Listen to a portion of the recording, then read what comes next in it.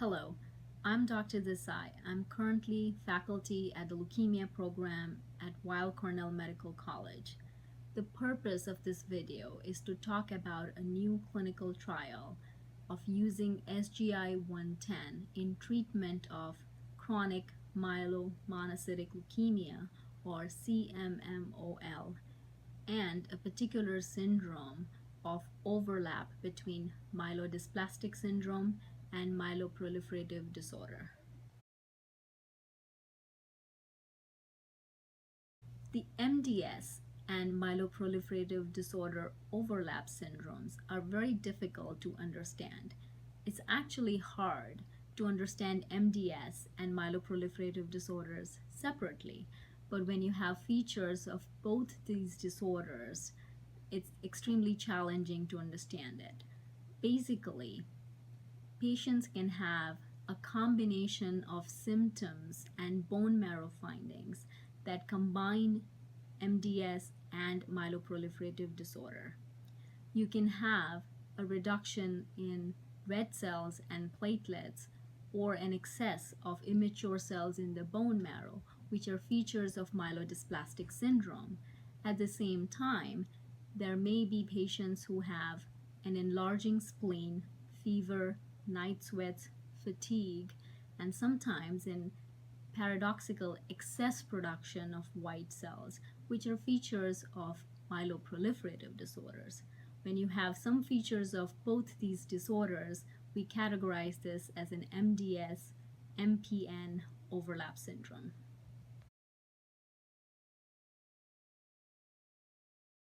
CMMOL is a similar disorder where there could be features of an excess production of white cells and sometimes platelets, but there may also be an excess of immature cells in the bone marrow that is more MDS-like.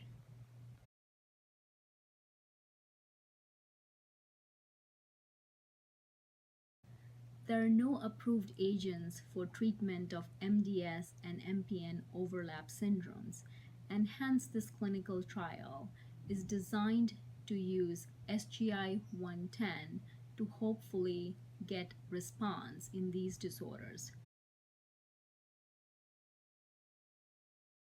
The active agent in SGI-110 is decitabine, which is a hypomethylating agent. The way SGI-110 works is this drug is inherently resistant to cytidine deaminase, which is the enzyme that metabolizes decitabine. So the hope is, with longer exposure of cells to SGI-110, which tends to last longer in the body, there is a hope that this would lead to improved responses.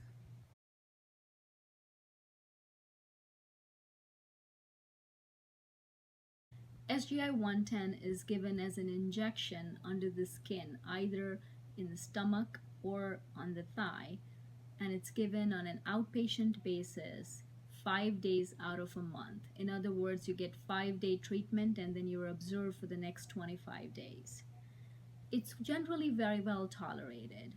What you can expect is some local skin irritation at the site of the injections, and also a very well-known effect of hypomethylating agents, which is worsening of transfusion requirements initially before you get better.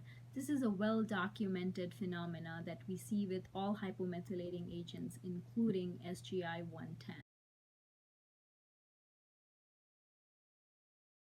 Because the symptoms and bone marrow findings of MDS-MPN overlap syndromes are so unique, you can respond to the drug in a variety of ways. The goal of this clinical trial is to capture all these responses. In other words, while you're on this clinical trial, you will be closely monitored by your oncologist for changes in your blood counts, as well as improvements in your spleen size and your transfusion requirements. You will also be asked to fill out a form which details symptomatology so that we can understand if the drug improves your symptoms of myelodysplastic syndrome or MPN overlap syndromes.